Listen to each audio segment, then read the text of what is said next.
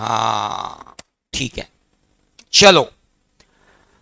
हाँ, तो business law का एक दौर तो हो गया, अभी मेरा बाकी। क्या पढ़ रहे हो? पार्टनरशिप चालू हो गया? Partnership relationship between two person who have agreed to share the profit of law, पूरा याद है सूरभ है। चलो बढ़िया है यार। ठीक है, आज से कितने नए आए जमूरे? हाँ मतलब कितने लोग नए आए? Just raise your hand. Wow, welcome to the wonderland of chartered accountancy.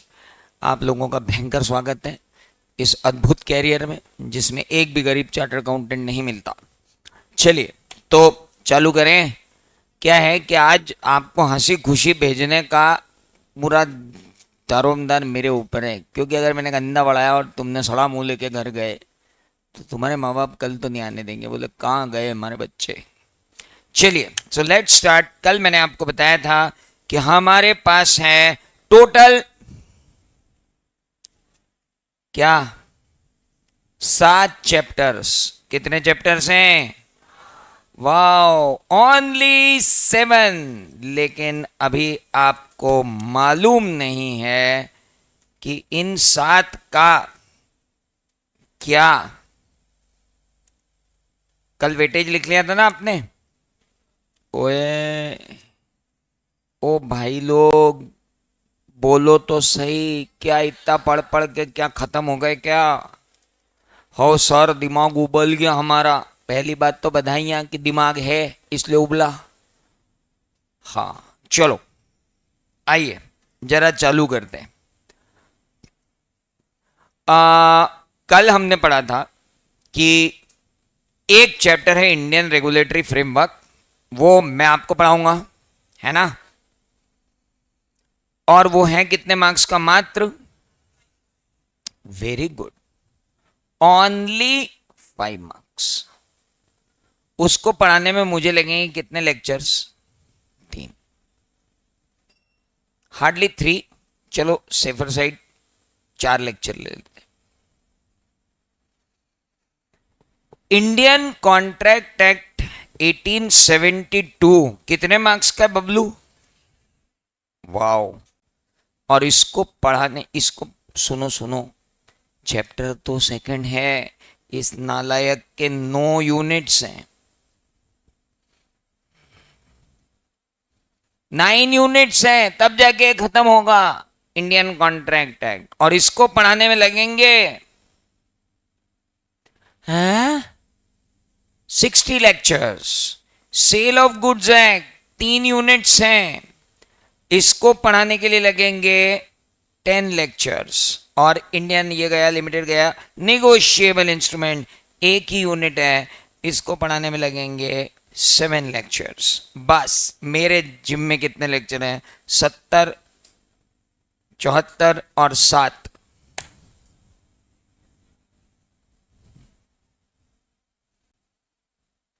समझ में आ गया? तो तुमको इतना झेलना पड़ेगा क्या? हाँ बिल्कुल। आओ चालू करते हैं। क्या चालू करें? Indian contract act 1872, Indian regulatory framework से चालू नहीं करेंगे, हम चालू करेंगे इंडियन कॉन्ट्रैक्ट एक्ट 1872। मेरी कॉपी अलग बना ली ना, नहीं तो मेरा ईगो हर्ट हो जाएगा। बनाई कि नहीं बनाई? बना ली अलग। ये कॉपी ही तुम्हारा जीवन सुधारेगी। बिना कॉपी में लिखे कोई मतलब ही नहीं। सबसे पहले मेरी कॉपी, उसके बाद इंस्टीट्यूट का मॉड्यूल, उसके बाद मैंने जो रंग बिरंगे नोट्स दिए वो। ऑर्डर क्या रहेगा? पहले मेरी कॉपी, उसके बाद इंस्टीट्यूट का मॉड्यूल, और उसके बाद मैंने जो आपको रंग बिरंगे नोट्स दिए हैं वो, जो भी आपके पास आएंगे। अभी हम बात कर रहे हैं इंडियन कॉन्ट्रैक्ट एक्ट की। सबसे पहली बात कि भाई साहब, कॉन्ट्रैक्ट ना होता ना ये कॉन्ट्रैक्ट एक्ट होता।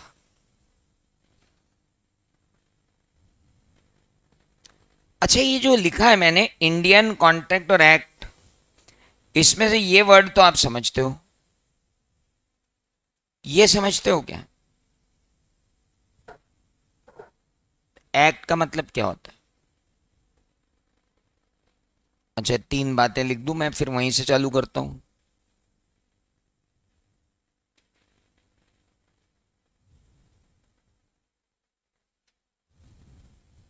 यहीं से चालू करें। जाग जाओ, 100 नंबर का सब्जेक्ट वापस आ गया है। चलो, एक्ट, बिल और लॉ, ये क्या है? हटाओ अलग, एक्ट अलग हटाओ और बिल भी अलग हटाओ। चलो पहले पढ़ते हैं क्या कि साला लॉ क्या है। तो पहली बात चालू करते हैं अपना discussion. Topic number 1, what is law? आखिर कानून क्या है? What exactly a law is? Have you ever experienced any law?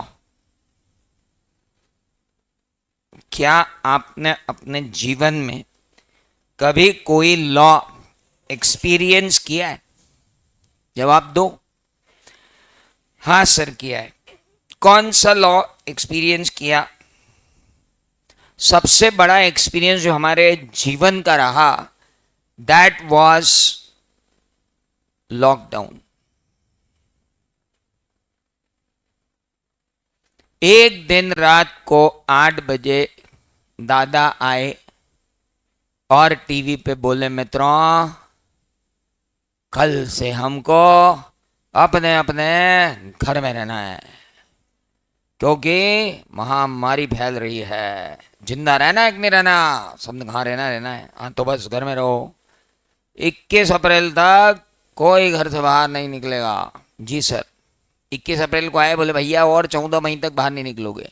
फिर और आए, बोले 15 जून तक कोई बाहर नहीं निकलेगा। फिर बोले भैया देखो मुख्यमंत्री जिस राज्य का जो जो बोल दो वो कर लो। फिर बोले भैया वो जो कलेक्टर हैं वो शहर के वो जो बोले वो कर लो। सुपर पागलपन चल रहा था भाई साहब, रोज एक नया नियम आता था। घर से बाहर, पहले तो आया घर से बाहर निकले टैटू बना लेंगे मार मार के। फिर नियम आया अनलॉक 1। अनलॉक 1 में क्या? मास्क लगाओ, ठीक है। 2 गज की दूरी है बड़ी जरूरी, जी भाई साहब। वैक्सीनेशन लगाओ, नहीं तो फ्लाइट में नहीं चढ़ने देंगे, जी भाई साहब। वैक्सीनेशन सर्टिफिकेट लेके आओ तो मॉल में घुसने देंगे, जी भाई साहब। फिर आया सोमवार को यहाँ की दुकानें खुलेंगी, वहां की बंद। मंगलवार को वहां की खुलेंगी, यहाँ की बंद। फिर कोरोना फैला, बोले सब्जी वाले सब बंद, नगर निगम सब्जी पहुंचाएगी। क्या चल रहा है साला ये? अच्छा भला हमारा जीवन चल रहा है, तुम साला ये सब कर क्या रहे हो बे? रोज एक नया आ रहा है कुछ लेके। अब ऐसा भाई साहब, किसी ने फिर बोल दिया हवा में फैल रहा है, तो लोगों ने मास्क लगा लिया। फिर किसी ने बोला हवा में नहीं फैल रहा है, ये तो छूने से फैल रहा है, तो लोगों ने छूना बंद कर दिया। अब समझ नहीं आ रहा था किसी को क्या करना। ये हो क्या रहा था? कुछ नहीं था, ये एक लॉ था। उस लॉ का नाम था Indian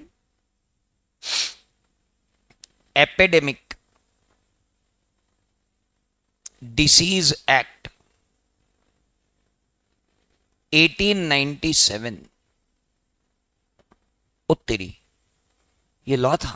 yes, this was law.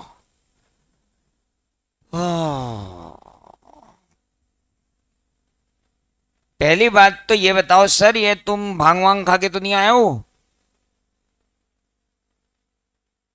1897 बोल रहे हो। भारत आजाद 1947 में हुआ, जहां तक हमको नॉलेज है। और तुम कानून बना रहे हो भारत की आजादी के पहले का। क्यों रे बावले? जब तूने इंडियन पार्टनरशिप एक्ट 1932 पढ़ा, जब तो तेरा ध्यान नहीं गया। वहां तो बड़ा क्लास में चिल्ला चिल्ला के 12th के टीचर के साथ चिल्ला रहा था इंडियन कॉन्ट्रैक्ट एक्ट 1932। तब नहीं बोला 32 में क्यों आया, यही आया तेरे को आज आके। हाँ पर भाई ये 1897 क्या है? कौन बना गया ये लॉ? अंग्रेज। अंग्रेज लॉ बनाने वाले कौन होते हैं? सब कुछ थे भैया वो तो। 1947 के पहले वो सब कुछ थे। देवर एवरीथिंग। उन्होंने लॉ बनाया था।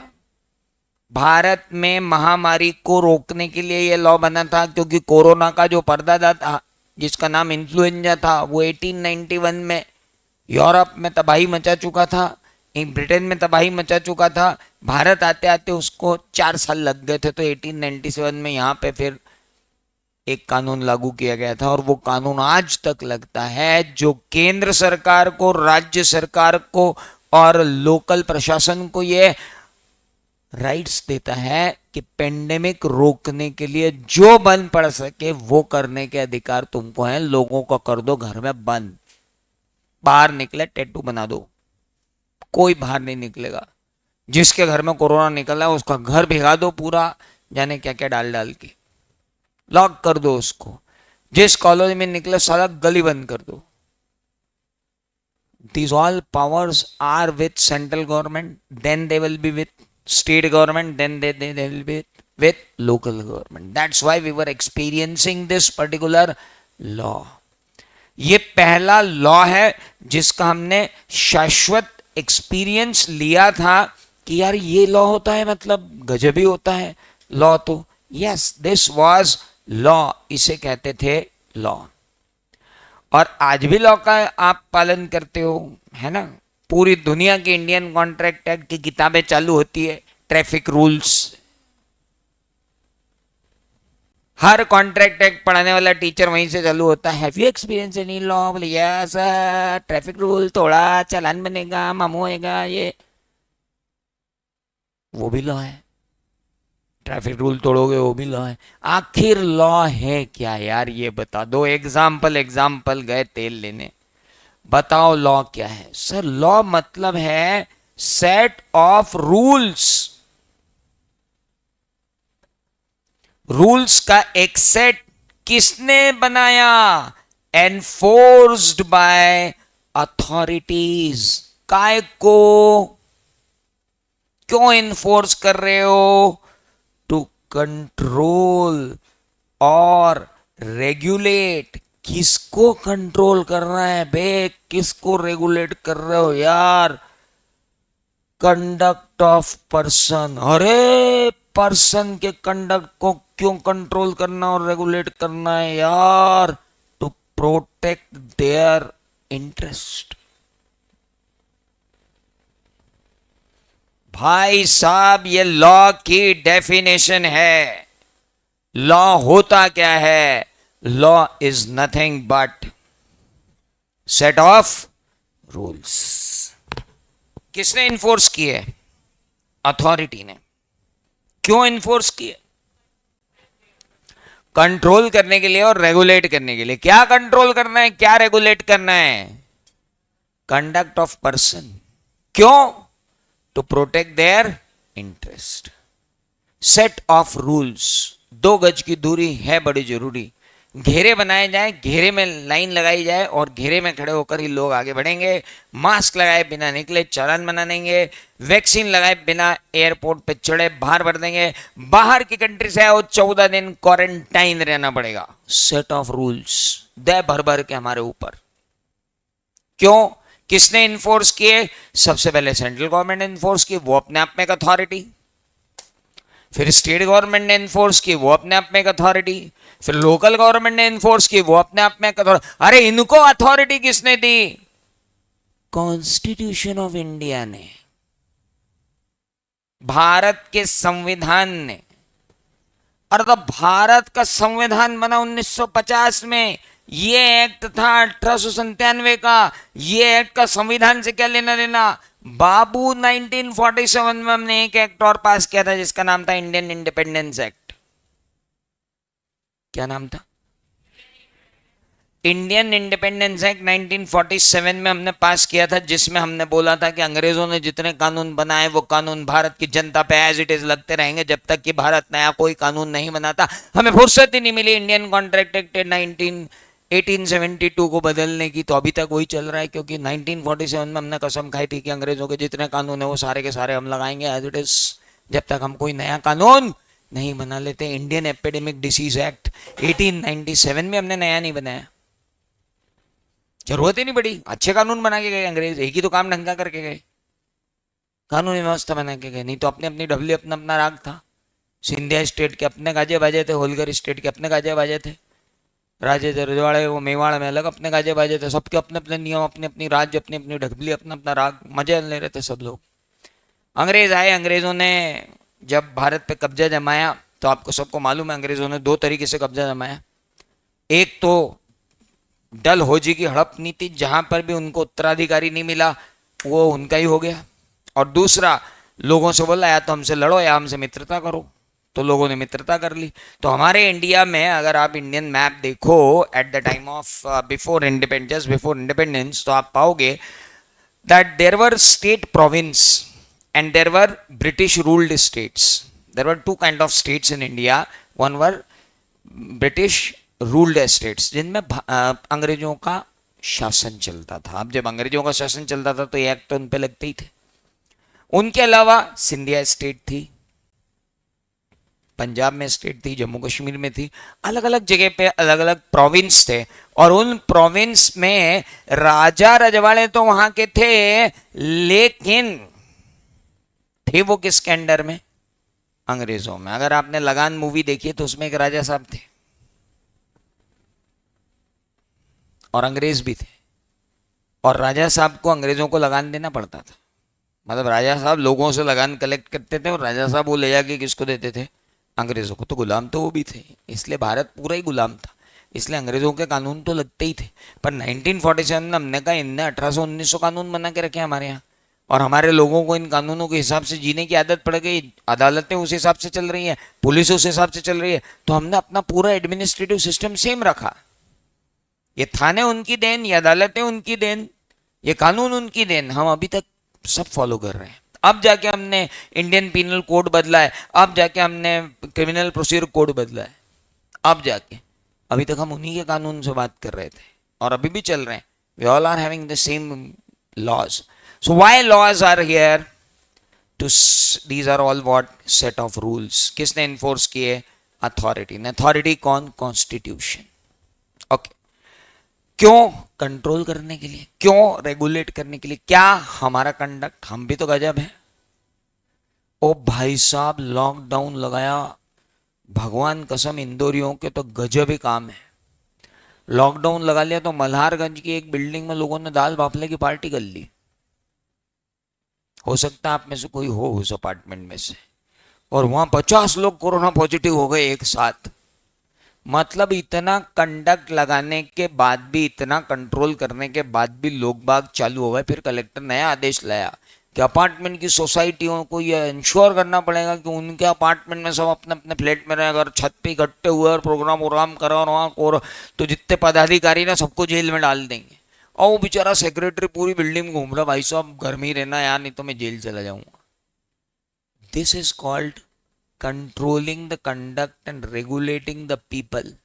Why you want to control and regulate people? Why you want to conduct, regulate and control the conduct of person? Because we want to protect their interest. क्या? अरे मर जाएंगे, मर जाओगे सालों। तुम्हारे इंटरेस्ट प्रोटेक्ट करने के लिए तुमको क्या कर रहे हैं? रेगुलेट कर रहे हैं, कंट्रोल कर रहे हैं। अरे तो यार ये कोरोना का बिजनेस लॉ से क्या मतलब है, और सीए फाउंडेशन में ये इंडियन एपिडेमिक एक्ट पढ़ाने का क्या मतलब है? फालतू की बातें करते हो, जल्दी से टाइम काम की बात पे आओ। बिजनेस लॉ क्यों पढ़ा रहे हो? बिजनेस लॉ क्या? लॉ पढ़ के हम क्या करेंगे? बिजनेस लॉ बताओ। ले बिजनेस लॉ देख, conduct of business person for protecting their business interest, ये हो गया तेरा बिजनेस लॉ है। क्यों?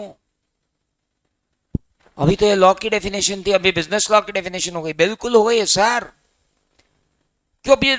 बिजनेसमैन के कंडक्ट में क्या दिक्कत है? चलो मैं तुम्हारी फीस खा के भाग जाता हूं, तुमने सब फीस जमा कर दी ना, गायब। या मैं पढ़ा दूं और तुम भग जाओ तो बिना फीस दिए। अरे बिजनेस कर रहे हैं कि नहीं? अबे बिजनेस मालूम है कि नहीं? क्या फ्यूज उड़ गया क्या सबका? बिजनेस तो मालूम है ना, तो ऐसा मुंह क्यों बना रखा है कैप्चा कोड टाइप का, क्यूआर कोड सरी का मुंह बना के रखा सालो। मैं पढ़ा हूं ऐसे मनहूस टाइप से मुंह बना के? अरे आखिरी लेक्चर तो मेरी गलती है, बताओ। मैं भी तो आखिरी लेक्चर पढ़ाने हूँ, मैं भी 8:30 बजे से पढ़ा रहा हूँ, इंटर की 2 बैच ली, फिर यहाँ आया, तो मैं भी ऐसा खड़ा हो जाता हूँ आके। तो आप मुझे ये बताओ, ओए सो रहे हो क्या भाई ऑनलाइन वालों? जिंदा हो तो सबूत दो, जिंदाबाद लिखो यहाँ पे। चलिए इनको लिखने दो, अपन पढ़ते हैं। Now, set of rules enforced by authority to control or regulate conduct of business person। पैसे ले लिए, कॉलोनी में प्लॉट नहीं दिया, बिजनेस लॉ प्रोटेक्ट करेगा। पैसे ले लिए, माल नहीं भेजा, बिजनेस लॉ प्रोटेक्ट करेगा। माल खराब भेज दिया, बिजनेस लॉ प्रोटेक्ट करेगा। पार्टनर पैसे का हिसाब नहीं कर रहा है, बिजनेस लॉ प्रोटेक्ट करेगा। कंपनी पैसे खा के भग गई, बिजनेस लॉ प्रोटेक्ट करेगा। शेयर होल्डर की कोई सुन ही नहीं रहा है, बिजनेस लॉ प्रोटेक्ट करेगा। बिजनेस लॉ मतलब set of rules enforced by authority to control or regulate conduct of business person to protect their business interest। इसको आप क्या बोलोगे? Business law. समझ में आया? An Indian contract is one of the business law.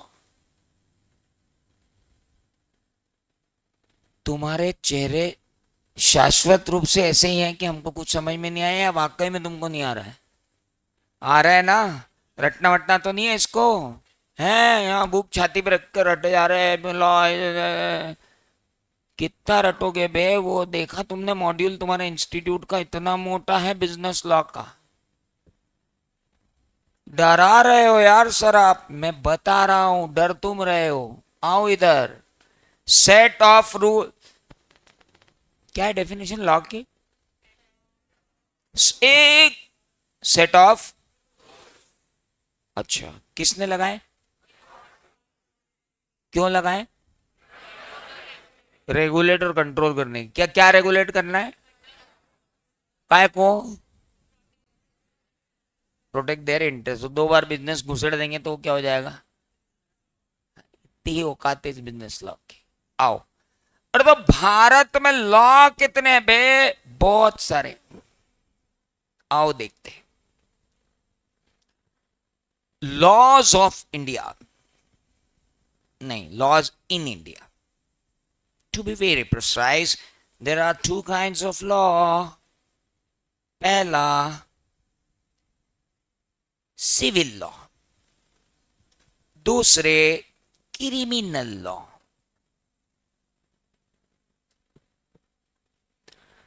अबे ये इंडियन कॉन्ट्रैक्ट पढ़ाना चालू कर रहा था, ये लॉज क्यों पढ़ा रहा है? बिजनेस लॉ तक पहुंचने के लिए पहले लॉ जानना जरूरी है, थोड़ा बहुत इंट्रोडक्शन हो जाए, फिर इंडियन कॉन्ट्रैक्ट एक्ट चालू कर देंगे, वो तो 60 लेक्चर तक चलेगा। आओ, भारत में लॉ कितने टाइप के हैं? 2।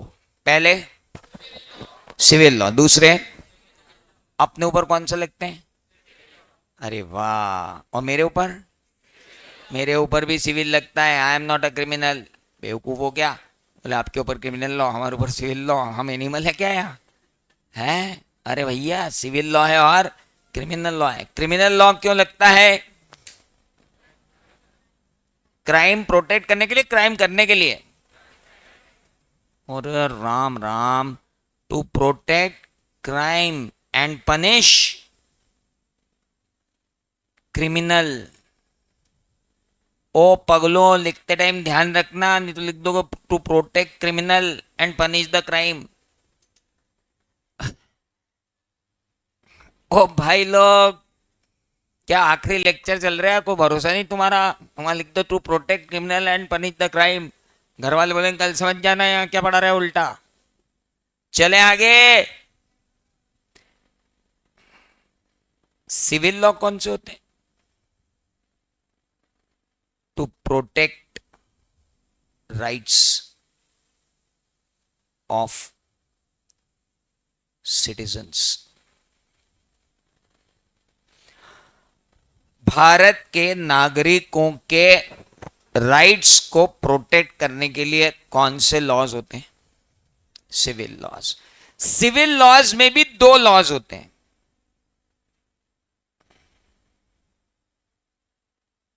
पहला होता है personal law, wow, minor law. दूसरे होते हैं बिजनेस लॉ। अब पर्सनल लॉ में कौन होता है? Hindu laws, Mohammedan laws,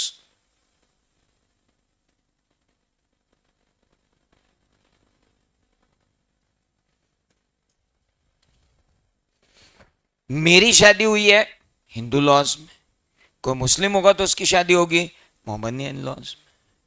Hindu laws अलग है, मोहम्मदियन लॉज अलग है, मेरे पर्सनल लॉज भी। लेकिन जहां पर मुझे कोई हिंदू मुस्लिम सिख ईसाई नहीं करना है, क्योंकि मेरे को धंधा करना है, तो वहां कौन से लॉज लगेंगे? Business law. ये देख के नहीं लगते कि आदमी कौन है ना? Business laws are equally applicable to everyone, they are applicable to business. ये किस लिए बने? For business rights. Business rights के लिए जो बने वो कौन से लॉज हैं? Business laws. हेलो, धंधे का कोई धर्म नहीं होता और धंधे से बड़ा कोई धर्म नहीं होता, बस यहीं से आया है वो बिजनेस लॉ। बहुत क्लियर है। Business laws applies to every person, okay, जो बिजनेस कर रहा है। अब आप समझ लीजिए कि हम जो सब्जेक्ट पढ़ रहे हैं कौन सा पढ़ रहे हैं? Business laws. ये किसकी ब्रांच है? और सिविल लॉ किसकी ब्रांच है? और अब हम इस बिजनेस लॉ में क्या पढ़ेंगे? Indian contract. तो अब आपको समझ में आ गई खानदान, फैमिली कहां से आ रहा है इंडियन कॉन्ट्रैक्ट एक्ट। अरे आप बता रहे थे कि एक्ट और लॉ में कोई डिफरेंस होता है, एक्ट और लॉ में क्या डिफरेंस होता है, ये बता दो। लॉ और तो वो समझ में आ गया, एक्ट क्या है? अरे बहुत सारे एक्ट जब मिल जाते हैं तो उसको क्या बोलते हैं? लॉ। और आपने एक लिखा था बिल। ओहो, जब तक पार्लियामेंट में पास नहीं हो जाता और प्रेसिडेंट के साइन नहीं हो जाते तब तक उस एक्ट को क्या बोलते हैं? बिल। बिल से क्या बनता है? एक्ट। और जब बहुत सारे एक्ट हो जाते हैं तो क्या बनते हैं? समझ में आ गया? Act, bill, law.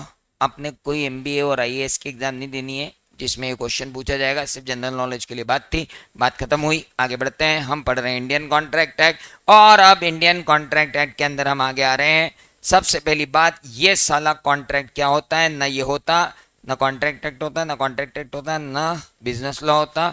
एक सब्जेक्ट कम होता नहीं, हो ही नहीं सकता। कभी कॉन्ट्रैक्ट किया है क्या?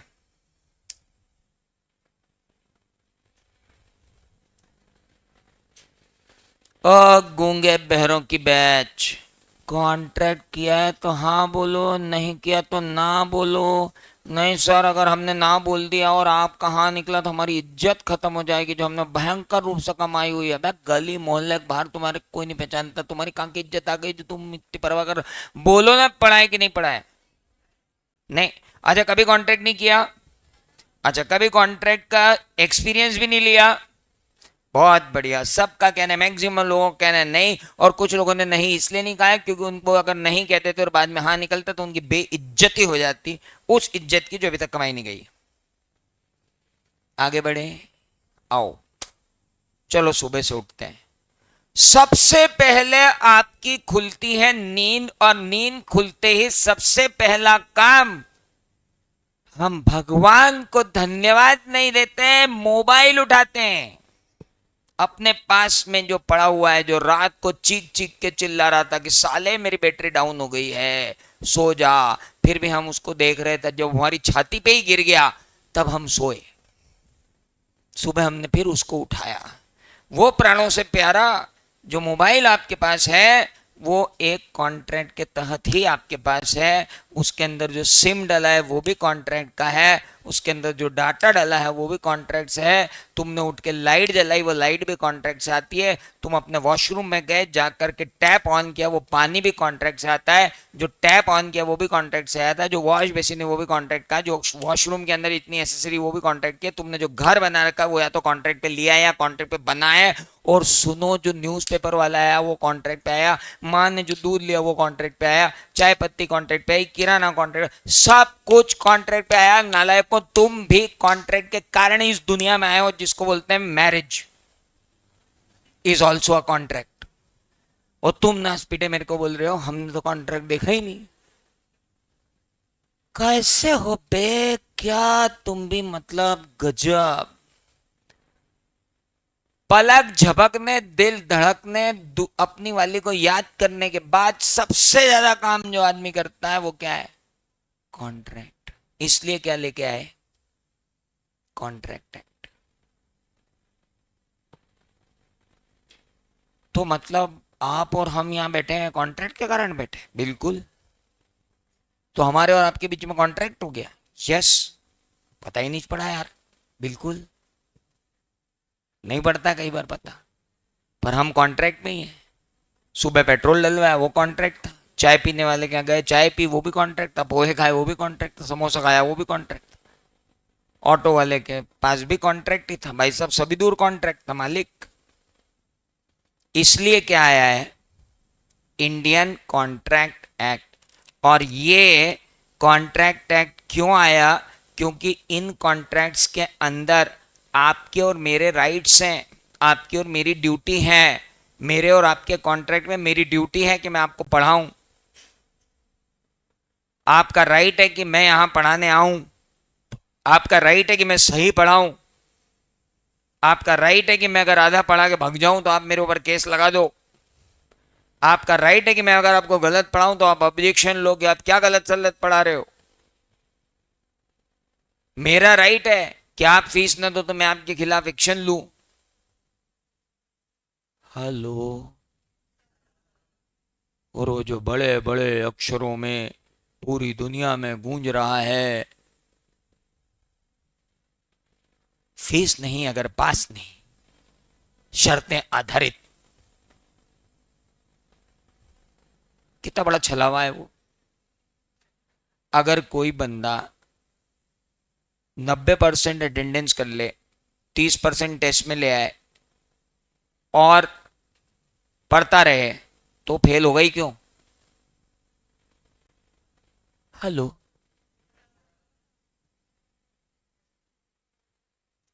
अब तुम यहां बैठो नहीं, फिर तुम हो जाओ फेल, फिर तुम हमारे पास आओ, हमारी फीस वापस दो। शर्तें आपको लिखी हुई है, पढ़ लो आप। किया क्या आपने? हाँ तो हमारे क्या, हम कहीं भी बाहर घूमे, आपने कहा था। अरे तो भैया पढ़ना तो पड़ेगा ना, पढ़ोगे नहीं तब कैसे बात करोगे? तो बहुत सिंपल है। इंपॉर्टेंट ये है कि हमारे और आपके बीच में भी राइट्स और ड्यूटीज हैं। आपकी ड्यूटी है रोज यहाँ आना, हमारी ड्यूटी है रोज यहाँ पढ़ाना। और हमारी ड्यूटी और आपके राइट्स में अगर क्या होते हैं कन्फ्लिक्ट, तो अदालत में जाएंगे। तो अदालत के पास कोई कानून तो होना चाहिए ना। अरे जज साहब कोई भी जजमेंट देंगे तो किस हिसाब से देंगे बताओ? चलो आज तुम और मैं क्रिप्टो क्रिप्टो खेल लेते हैं। मैंने एक क्रिप्टो वॉलेट बनाया, तुम लोगों को क्रिप्टो करेंसी बांट दी, तुमने वो सब क्रिप्टो करेंसी खरीद ली और मैं पैसे लेके भाग गया। तुम अदालत में गए, तुमने कहा आदमी ने क्रिप्टो क्रिप्टो करा हमारे साथ। कोर्ट बोले बेटा ये क्या होता है? बस सर एक वर्चुअल करेंसी होती है। अच्छा अच्छा अच्छा अच्छा, इसका कोई एक्ट है? अभी तो भारत में कोई एक्ट नहीं बना। हाँ तो बेटा जब बनेगा तब बात करेंगे, जाओ। हेलो। कुछ समझ में आया? जब तक कानून नहीं होगा अदालत क्या फैसला करेगी? तो तुम्हारे मेरे बीच में जो कॉन्ट्रैक्ट होगा उसमें तुम्हारे मेरे जो लफड़े झगड़े मैटर होंगे उनको सुलझाएगा कौन? कोर्ट। सुलझाने के लिए एक किताब तो चाहिए ना। उस किताब का नाम क्या है? Indian contract act 18। तो आओ वेलकम करें। पहले चैप्टर का नाम क्या है? इंडियन कॉन्ट्रैक्ट एक्ट तीसरी बार लिख रहा है ये आदमी नाम, अब शायद नहीं मिटाएगा। नहीं, अब नहीं मिटाऊंगा, अब लिखा रहने। टाइम हो जाए तो बता देना, मेरी बैटरी डाउन हो गई। हो गया? हाँ तो जा, मैं तो पढ़ा रहा हूं, बस 5 मिनट और। इंडियन कॉन्ट्रैक्ट एक्ट 1872 कब से भारत में आया? लिखा है ना 1872, फालतू बातें क्यों कर रहे हो? अरे रुक, कोई भी एक्ट कैसे अप्लीकेबल होता है? अरे पार्लियामेंट में पास कर दो, प्रेसिडेंट साहब के साइन कर दो, अप्लीकेबल। हमें कैसे पता पड़ेगा? ऑफिशियल गजट में छपता है। कहां? सरकारी पेपर, किसी घर नहीं आता वो, अपने को देखना पड़ता है जाके साइट पे। अपने न्यूज़पेपर वाले से मत मांग लेना, नहीं तो जो दे रहा वो भी बंद कर देगा वो। ऑफिशियल गजट सरकारी न्यूज़पेपर है, वहां लगता है। अच्छा, उसमें आ जाता है कि एक्ट है तो एक्ट है। ओके, हाँ, तो इंडियन कॉन्ट्रैक्ट एक्ट 1872 में लागू किया अंग्रेजों ने। हाँ, तो ये कैसे अप्लीकेबल हुआ? Sir, this act has been applied in India in 2 phases। 2 phases में ये एप्लीकेबल हुआ है। 2 फेजेस कौन से? पहला फेज 1 सितंबर 1872 till 8 of August 2019, and from 9th of August 2019 till now we have 2 applicability. One applicability is applicable to whole of India,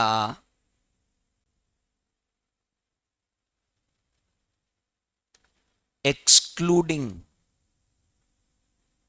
Jammu and Kashmir, and whole of India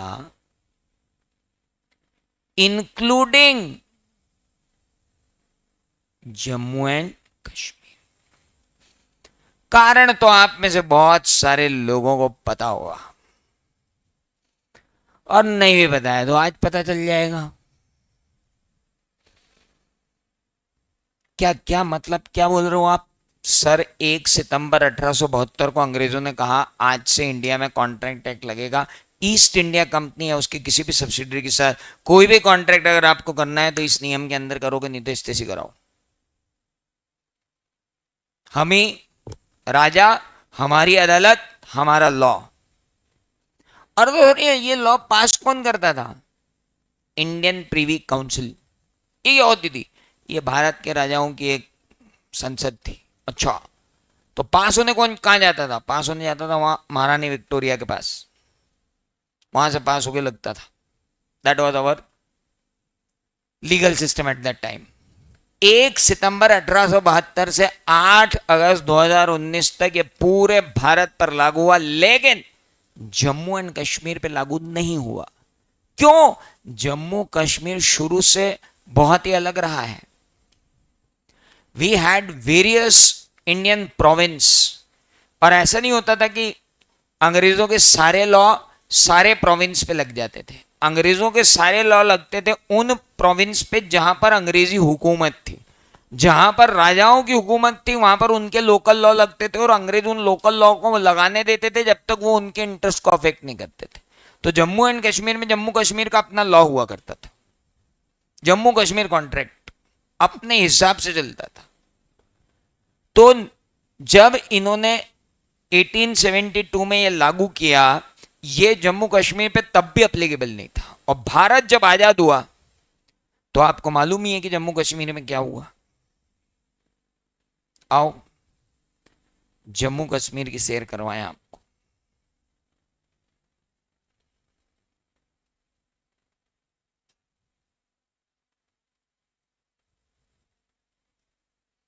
ये है Indian map जब बेटा ये वाली light बंद कर देना है, वहां से बंद होती है। अरे वाह, एक और बंद कर दो, ट्रायल एरर करनी पड़ेगी। ऊपर ही ऊपर रो में, सबसे ऊपर वाली रो में, ये वाली। अरे गजब, बहुत बढ़िया,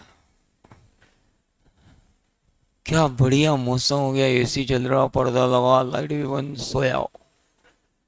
ओए जागो, देखो मैं तुमको बता रहा हूं भारत। अब मैं आपसे पूछूंगा, अंग्रेज जब भारत छोड़ के गए तो बताओ भारत को कितने भागों में विभाजित करके गए? आप लोग दो, हिंदुस्तान पाकिस्तान, ऐसा नहीं था, वो तो लावारिस छोड़ गए। ये जो ग्रे ग्रे एरिया आपको दिख रहे हैं, ये इंडिया में थे ही नहीं। वो तो सरदार पटेल नहीं होते तो अपना तो गड्ढा हो जाता। हेलो, सरदार पटेल नहीं होते तो गड्ढा था, हैदराबाद का दिख रहा है। उधर वो दमन दीव गए, उधर वो सिक्किम चला जाता, कश्मीर तो था ही नहीं। ये तो राजी नहीं हुए थे। 1947 में भारत ने पहली लड़ाई लड़ने की तैयारी ही की थी हैदराबाद के निजाम के साथ, कि दादा आ रहे हो क्या? बोले नहीं आ रहा। हाँ तो कोई बात नहीं, हमारी सेनाएं खड़ी, देख लो, डिसाइड कर लो, नहीं तो फिर हम ले ही लेंगे। फिर वो आ गए तो हमारा सब बढ़िया रिपेयर मेंटेनेंस हो गया। उधर जूनागढ़ वाले मान गए, सब मान गए। गोवा तो था ही नहीं, गोवा तो पोर्टुगीज था, तो गोवा तो अंग्रेजों के कब्जे में कभी था ही नहीं, तो हम तो कभी गए नहीं। इतने पैसे भी नहीं थे हमारे पास, तो हमने गोवा की चिंता भी नहीं करी कि कौन जाए गोवा, क्या करेंगे वहां जाकर मछली मार के, तो हम तो कभी गए नहीं। Goa was not such happening place at that time, तो गोवा तो अलग ही था। जम्मू कश्मीर के राजा थे हरि सिंह जी उस समय, और हरि सिंह जी ने कहा कि मालिक ऐसा है कि हम तो इतनी सुंदर धरती है, वाकई में बहुत खूबसूरत है, मतलब amazing. I had been in Jammu Kashmir last year, first time ही गया था मैं, but I have never seen this kind of a beauty anywhere in the world. मतलब आप वर्ल्ड की किसी भी कंट्री को ले लोगे, उससे भी ज्यादा ब्यूटीफुल आपको मिलेगा Jammu and Kashmir. And that's why they were very passionate about their land, and they have every right to be passionate about their land. यार क्या जबरदस्त जगह है। अब ये जम्मू कश्मीर के राजा हरि सिंह जी थे, उनका ये मानना था कि साहब हम तो स्वतंत्र थे, स्वतंत्र हैं और स्वतंत्र ही रहेंगे, हमें ना भारत में जाना ना पाकिस्तान में जाना। लॉर्ड माउंटबेटन आपके हाथ जोड़े, हम ना भारत में जाएंगे ना पाकिस्तान में जाएंगे, हमको अलग कर दो। लॉर्ड माउंटबेटन ने बोला ये दोनों मिलके तुमको खा जाएंगे, जितने तुम्हारे नागरिक नहीं है उतनी तो सेना लगानी पड़ेगी। देखो तो सही तुम्हारी हालत क्या है, इधर से पाकिस्तान, इधर से भारत, इधर चाइना आ जाएगा, थोड़ा बहुत माउंट एवरेस्ट रोक लेगा तुमको, बाकी तो चाइना ही आने वाला है। थोड़ी सी आपकी पहाड़ियां रोकी तो रोकी, बाकी तो क्या है, कितनी बॉर्डर लगाओगे, निपट जाओगे। बोले नहीं नहीं, हम हमारा देख लेंगे। आप तो एक काम करो, जाते जाते एक काम करो, एक ट्रीटी साइन करवाओ कि भारत और पाकिस्तान हम पे कभी हमला नहीं करेंगे। जवाहरलाल जी ने कहा लो साइन कर देते हैं। पटेल साहब ने फिर समझाया कि देखो यार, आ जाओ इधर ही, क्यों अलग रह रहे हो ना, हम अलग, ठीक है जैसी आपकी मर्जी। सब मान गए लेकिन वो नहीं माने, सरदार पटेल उनको नहीं मना पाए, बाकी सबको मना लिया। भारत के 3 टुकड़े हो गए, 3 नहीं 4 हुए थे।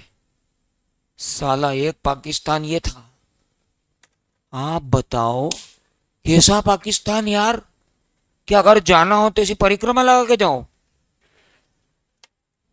हैं? नहीं किधर से जाए बताओ बताओ। महात्मा गांधी ने कहा था सुनो इनको एक रास्ता दे दो यहां से यहां तक का।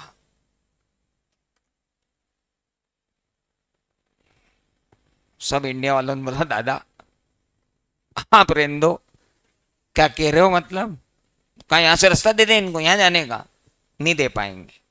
वो तो इंदिरा गांधी जी थी जिन्होंने इसको बांग्लादेश बना दिया, नहीं तो ये भयंकर हेडेक था। आप सोचो, मतलब इनके पूरे सारा आवागमन इधर ही इधर से होता था। वो जो गाजी अटैक हुआ था वो यहीं हुआ था, मूवी आई थी ना गाजी अटैक, वो यहीं से आया था। विशाखापट्टनम पे अटैक किया था नहीं, यहीं से इनकी सबमरीन घूमती रहती थी यार नीचे, ये कभी भी आके कभी भी कुछ भी कर जाए, इनका कोई भरोसा क्या। तो ये इतना हो गया हमारा अब भैया हमने हरि सिंह जी को बोला भाई साहब मान जाओ यार, वो बोले नहीं, हम हमारे अलग है। हमने कहा लो ट्रीटी साइन कर देते हैं, हम तुम्हारे ऊपर कभी अटैक नहीं करेंगे, तुम हमारे ऊपर कभी अटैक मत करना। हाँ हमने तो कर लिया। भाई साहब आज तारीख तक हमने उनके ऊपर अटैक नहीं किया, हमने अपनी ट्रीटी को बहुत पालन किया, पर यह नाश पीटा। यहाँ हम आईआईटी बना रहे हैं, हम यहाँ पे आईआईएम बना रहे हैं, यहाँ हम इंडस्ट्री खोज रहे हैं, यहाँ हम अपॉर्चुनिटी खोज रहे हैं, बैंकें बना रहे हैं, हम सब कुछ कर रहे हैं। भाई क्या कर रहा है? भाई कह रहा सुनो, पहले अपन जमीन का विस्तार करेंगे, डेवलपमेंट डेवलपमेंट ऐसी तैसी। क्या करना है? बोला अटैक कर दो। किस पे? बोले इन पे तो कर नहीं सकते, कश्मीरियों को निपटाओ। ओ भाई साहब 3 महीने के अंदर, देखो बहुत गर्व के साथ कहना पड़ता है, पाकिस्तान हमसे एक दिन पहले आजाद हुआ था 14 अगस्त को। आज देखो कितना आगे, एक दिन पहले आजाद हुआ। हाँ उसके बाद वो तो है ही ना, मतलब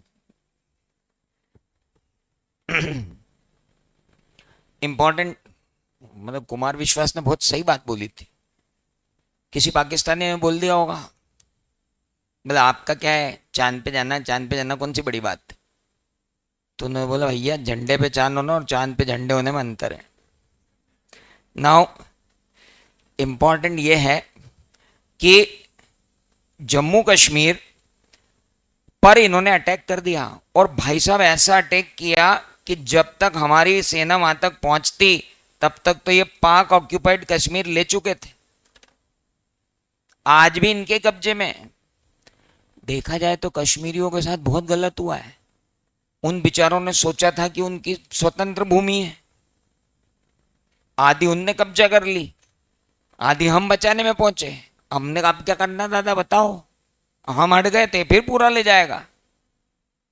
नहीं सर अब आप हमारे में मिल, हम आप में मिल जाते। हमने कहा जाओ, हम तो पहले बोल रहे थे ऐसे मत मिलाओ, हमारी तो स्वायत्तता का तो कुछ तो ख्याल करो। हमने एक स्वतंत्र राष्ट्र का सपना देखा, अब हम आप में मिल जाएंगे तो हम भारत के गुलाम हो जाएंगे। हकीकत बता रहा हूं मैं, ये this is the right picture before you. ये पिक्चर कभी तो आई नहीं सामने।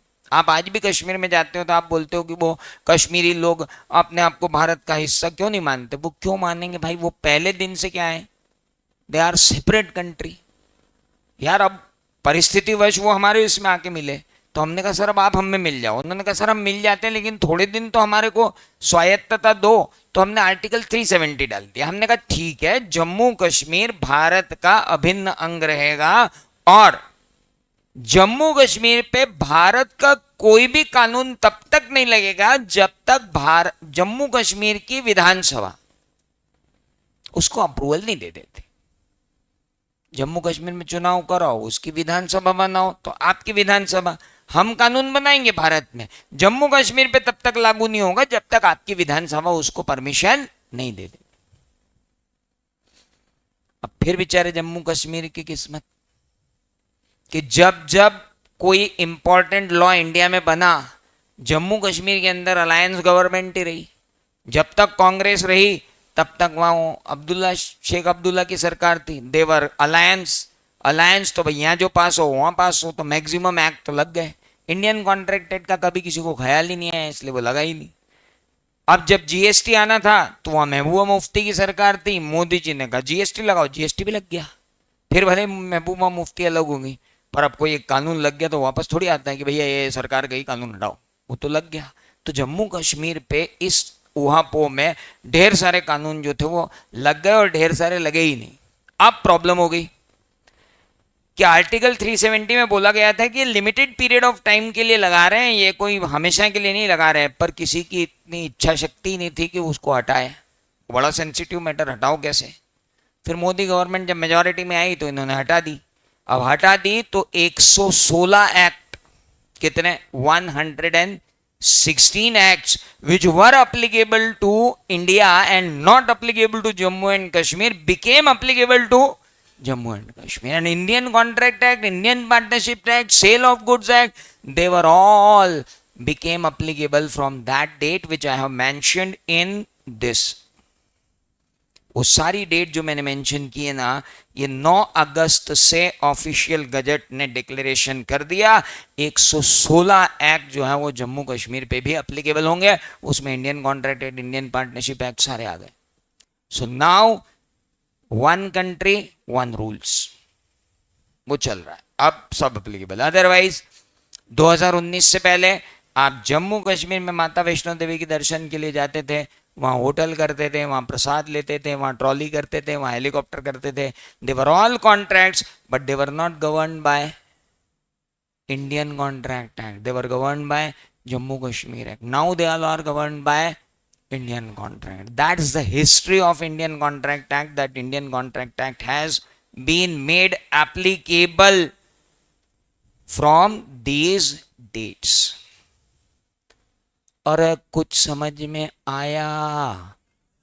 आखिरी लेक्चर है, इसका मतलब ये नहीं है कि आपको अपनी पढ़ने की क्षमता में जरा सी भी कमी करनी।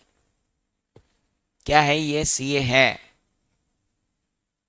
130 करोड़ में 4 लाख लोग ही सीए हैं, तो आप भी फौजी बन के ही आए हो, मौजी बन के नहीं। Got it? हाँ, तो फिर if you want to be somebody तो फिर तो काम करना पड़ेगा, otherwise remain anybody. Very simple. तो काम तो करना पड़ेगा, तो मेहनत करने को तैयार हो। 2-4 दिन में आदत पड़ जाएगी यार, क्यों टेंशन ले रहे हो? इतना तो अपन जिंदगी में नहीं पढ़ा जितना आप लोग झिला रहे हो। सॉरी, वो तो करना पड़ेगा। चलो कल मिलते हैं वापस। किस टाइम मिलेंगे खत्री से डिसाइड करेंगे।